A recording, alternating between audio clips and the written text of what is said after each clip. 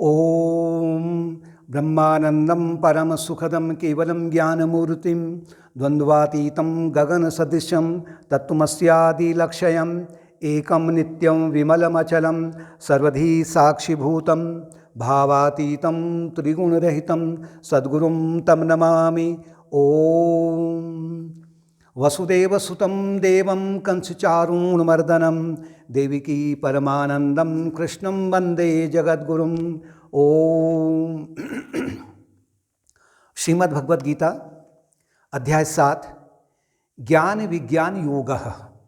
2 शब्द आए हैं, ज्ञान और विज्ञान। यहाँ पर भगवान कृष्ण के कहने का तात्पर्य है कि ज्ञान का तात्पर्य है पहले साधक को, भक्त को बुद्धि से आध्यात्मिक ज्ञान का श्रवण करके उसको ठीक से जानने का प्रयत्न करना है बुद्धि के माध्यम से। लेकिन बुद्धि से जो जाना होगा केवल बुद्धि के स्तर तक ही रहेगा। उसके बाद में उसे जो उसने जाना हुआ है, जो उसने उसकी बुद्धि ने समझा हुआ है, उस पर उसे बार बार चिंतन मनन करना है, यानी कि उसको अपने व्यवहार में लाना है। यह है विज्ञान। विज्ञान को भी वैसे साइंस में एक सिस्टमैटिक नॉलेज कहते हैं ना, तो एक सिस्टमैटिक वे में उसे अध्यात्मिक ज्ञान को भी जानने का प्रयत्न करना है। मय्यासक्त मना पार्थो योगम युज्यन मदाश्रयो असंशयम समग्रम मां यथा ज्ञाससी तत्सुणु। भगवान कृष्ण कह रहे हैं कि मुझ में आसक्ति लगा और मेरे आश्रय हो जा, यानी तू शरणागत हो जा, जिससे कि मैं तेरे मन के जो संशय हैं उन्हें दूर कर दूं और मेरा स्वरूप क्या है उसे तू जान सके। यहां पर भगवान कृष्ण मेरे स्वरूप को जो कह रहे हैं, तात्पर्य है कि आत्मा का स्वरूप क्या है, यानी सगुण साकार से सगुण निराकार की ओर और सगुण निराकार से फिर निर्गुण निराकार की ओर जाने का मार्ग बता रहे हैं। क्योंकि अर्जुन, अगर हम कहें कि वो भक्त हैं कि जिन्होंने पहले बहुत कुछ प्रयत्न कर लिया है, यानी चित्त शुद्धि उनकी बहुत अत्यधिक हो चुकी है, मोक्ष का फल उनका अब केवल उसको पका हुआ है, केवल मोक्ष के फल को चखने की आवश्यकता है, यानी क्लाइमैक्स में पहुंच चुके हैं। अब सभी साधक जो उस ओर बढ़ रहे हैं वो एक ही श्रेणी में नहीं आते हैं। कुछ पहली श्रेणी में हैं, कुछ उससे आगे हैं, कुछ उससे आगे हैं। तो इसके लिए पहला जो चरण है वो कह रहे हैं कि मैं आसक्त मना, मुझ में आसक्ति लगा। क्योंकि अधिकांश संसार के लोग उनकी आसक्ति मन के माध्यम से, बुद्धि के माध्यम से, अहंकार के माध्यम से, शरीर के माध्यम से, उनकी आसक्ति संसार के भोगों की ओर लगी रहती है, चाहे वो जड़ पदार्थ हो चाहे वो जीवित हो। वहां से उसे हटा करके ईश्वर की ओर उससे अपनी आसक्ति को लगाना है। अब वो आसक्ति कैसे लगाई जाए? जीवन के 4 पक्ष हैं, विवेक, संकल्प पक्ष, विवेक पक्ष, संकल्प पक्ष, भाव पक्ष और कर्म पक्ष। विवेक पक्ष के माध्यम से उसे ठीक है अपने व्यावहारिक जीवन का जो संसारिक ज्ञान है उसको जानने के लिए उसे बुद्धि का प्रयोग करना आवश्यक है। लेकिन उस बुद्धि को फिर वो धीरे धीरे कि जड़ क्या है, चेतन क्या है, आत्मा क्या है, अनात्मा क्या है, मेरा स्वरूप क्या है, मेरे जीवन का लक्ष्य क्या है, इसके माध्यम से उसे अपने उसका जो स्वरूप है, आत्मस्वरूप है, उस पर बार बार उसको अनुसंधान करना है, यानी ज्ञान योग का सहारा लेना है। संकल्प पक्ष से उसे ध्यान योग का सहारा लेना है, क्योंकि मन एक प्रकार की अद्भुत ऊर्जा है और निरंतर वो वेस्ट होते रहती है। जैसे कि रावण अपनी ऊर्जा को 10 सिर होते ना, उनके 10 सिर हैं और 20 हाथ हैं, इसके माध्यम से निरंतर वो बहिर्मुखी बने रहता है। प्रतीकात्मक रूप दिया गया है रावण का। उस मन की ऊर्जा को जो बिखर रही है उसे अंतर्मुखी करना है, कंसंट्रेट करना है किसी एक बिंदु पर, पॉजिटिव बिंदु पर, जिसे हम ध्यान योग कहते हैं। यानी उसे ध्यान योग का भी सहारा लेना है। तीसरा है भाव पक्ष। भावनाएं हृदय की गहराई से संबंधित हैं। भावनाओं को मुख्य रूप से व्यक्ति अशुद्ध बनाए रखता है। जैसे अहिल्या को इंद्र ने दूषित कर दिया था, गौतम मुनि की पत्नी को, और बाद में गौतम मुनि ने एक श्राप दे दिया कि तुम पत्थरवत हो जाओ। तात्पर्य है अहिल्या भाव की प्रतीक है, भावनाओं की प्रतीक है। उन भावनाओं को अहंकार रूपी इंद्र ने ग्रसित कर लिया है, यानी कि अहंकार भावनाओं के माध्यम से उन भावनाओं को काम की ओर, क्रोध की ओर, लोभ की ओर ऐसा ले जाना चाहता है। तो वो तात्पर्य है कि एक प्रकार से जो भावनाएं हैं वो पत्थरवत हो गई हैं, जड़वत हो गई हैं। उन भावनाओं को भक्ति मार्ग के माध्यम से, क्योंकि श्री राम जी ने उनको स्पर्श किया था अपने चरण से, यानी कि जो भी हम कर्म करें उसको उसमें हम भक्ति को जोड़ दें। मानव सेवा के रूप में भी हम अगर कर्म कर रहे हैं तो उन भावनाओं को हम ईश्वर की सेवा मान लें। तो भाव के माध्यम से भक्ति योग को पकड़ना है, और कर्म के माध्यम से, क्योंकि जो भी कर्म व्यक्ति होते हैं उसके केवल भौतिकता के लिए होते हैं, पुनर्जन्म के लिए होते हैं, स्वर्ग के लिए होते हैं। इसके बदले वो उन कर्मों को चित्त शुद्धि के लिए किया करे। मानव ईश्वर की सेवा मानव सेवा के रूप में करे। तो अगर हम चार पक्षों को पकड़ते हैं तो फिर वो मयासक्त मना हो गया।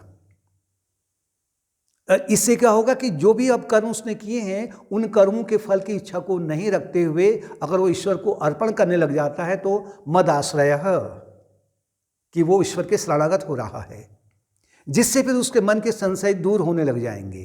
संशय कौन कौन से हैं? 3 प्रकार की बुद्धि, जिसे हम डिस्टॉर्टेड इंटेलेक्ट कहते हैं, यानी बुद्धि विकृत हो गई है। किस लिए? संशय भावना, असंभावना और विपरीत भावना। संशय भावना का तात्पर्य है डाउटिंग नेचर, कि ईश्वर है या नहीं है, कौन सा धर्म उन्नत है। बाहरी रूप से जो धर्म की व्याख्या करेंगे या जो बाहरी रूप से जिन्होंने धर्म को पकड़ा हुआ है वो अपने अपने धर्म को श्रेष्ठ मानेंगे, और हर एक पंथ जो बाहरी रूप से है वो भी अपने उसकी गहराई को नहीं जानते हुए वो अपने पंथ को श्रेष्ठ बताता है कि आप ये कीजिए तभी हो पाएगा, नहीं तो नहीं हो पाएगा। इसके लिए आपने श्रवण करना है, शास्त्रों का श्रवण करना है, गुरु मुख से, उन्नत योगी के मुख से, उपनिषदों का अध्ययन करना है, श्रवण करना है। गीता है, रामायण है, जो ऑथेंटिक हमारे शास्त्र हैं, और गुरु फिर अपने अनुभव के अनुसार में जब श्रवण कराते हैं तो उससे जो संशय भावना है वो दूर होने लग जाती है। जैसे जैसे संशय भावना दूर होगी तो असंभावना भी दूर होने लगेगी। असंभावना का तात्पर्य है कि हमारे बस की बात नहीं है, वो तो गॉड गिफ्टेड होते हैं या उनके ऊपर भगवान की बहुत बड़ी कृपा होती है कि जो इस मार्ग को पकड़े हुए हैं। हम इस लायक ही नहीं हैं, हम इस स्थान के लायक ही नहीं हैं, हमारे लिए वो स्थिति हमें प्राप्ति ही नहीं हुई है। इसके लिए उसे श्रवण के बाद में मनन करना पड़ेगा। संत महात्माओं की कथाओं का श्रवण करना पड़ेगा कि कैसे कैसे उनके जीवन में अनेक प्रकार की कठिनाइयाँ आई, कैसे वो दलदल के बीच में से एक कमल बन के निकले थे, कैसे वो कांटों के बीच में गुलाब का पुष्प बन के निकले हुए थे। इसके लिए बार बार मनन करना है। पहला श्रवण है, दूसरा मनन है, यानी कि असंभावना भी धीरे धीरे दूर होने लग जाती है, लेकिन बार बार इसका अभ्यास करना पड़ेगा। और तीसरा है विपरीत भावना। इस प्रकार की बुद्धि को भी हटाना है, क्योंकि अनंत जन्मों से व्यक्ति आत्मा के गुणों को, आत्मा को जो है शरीर मान बैठता है, शरीर है, मन है, बुद्धि है, इनको मान बैठता है और इनको आत्मा मान बैठता है। आत्मा के गुणों को शरीर पर थोप देता है। आत्मा अजर अमर आत्मन है, अजर है, अमर है, अविनाशी है, प्रेम स्वरूप है, सुख स्वरूप है, इनके गुणों को शरीर पर थोप देता है और इनके माध्यम से वो फिर इनको पाना चाहता है, जो कि वो नहीं पा सकता है। शरीर को अजर अमर नहीं बना सकता है, शरीर से सुख नहीं पा सकता है, और शरीर के जो गुण हैं वो आत्मा में थोप देता है। शरीर विनाशी है, दुख स्वरूप है, नाशवान है, इनको आत्मा में थोप देता है और शरीर की मृत्यु के बाद में समझता है कि बस आत्मा की मृत्यु हो गई है। इसे कहते हैं विपरीत भावना। इनको बार बार श्रवण करना है। तो कृष्ण कह रहे हैं अर्जुन को कि तेरे जो संशय हैं पूरी तरह से मिट जाएंगे और फिर तू मुझे, जैसा मेरा स्वरूप है तू मुझे वैसे जान लेगा। ये मैं तुझे पूरी तरह से बताऊंगा, कह रहे हैं। अब ज्ञानम तेहम सज्ञानमिदं वक्ष्यामि शेषतः यज्ञात्वा नेहो भूयो अन्यत् ज्ञातव अवशिष्यते। इस ज्ञान के बारे में, इस आध्यात्मिक के बारे में, ज्ञान और विज्ञान के बारे में मैं तुझे पूरी तरीके से समझाऊंगा, और जिसको जानने के बाद में कुछ भी जानना शेष नहीं रह जाता है।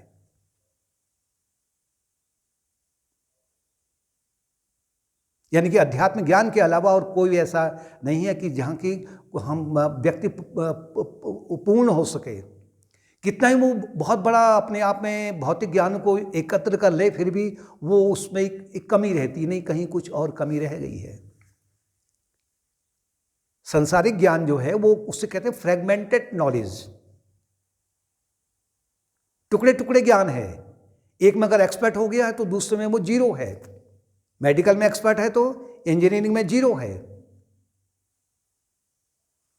मनुष्याणाम सहस्तेषु कचिद तति सिद्धये।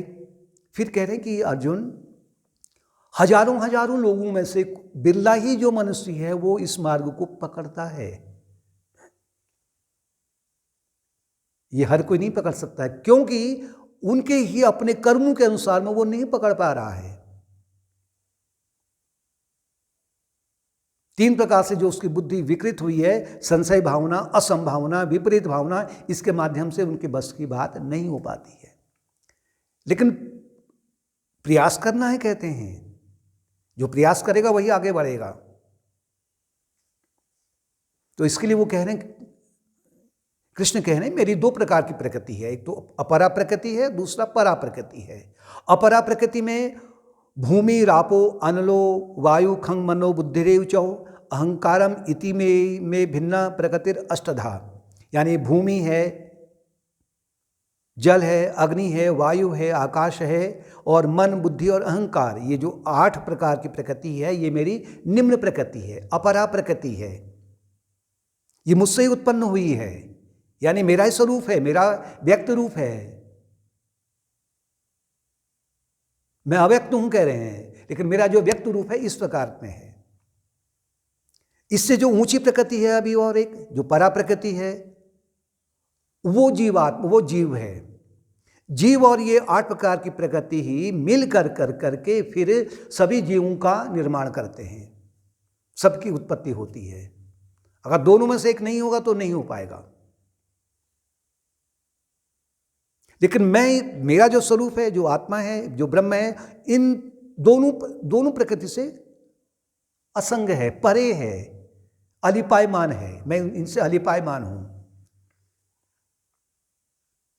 और इनके माध्यम से जो कुछ भी अनुभव में आ रहा है, क्योंकि अष्टधा प्रकृति जड़ है, इसमें जीवात्मा के रूप में, चैतन्य के रूप में जब मेरा समावेश होता है तो फिर इनमें क्या ये अपने कार्यों में लग जाते हैं। यानी मेरी ही शक्ति से, मेरी ही चैतन्यता से ये अपने कार्य को करते हैं। जैसे जल में स्वाद है, रस है, आकाश में शब्द है, सूर्य में, चंद्रमा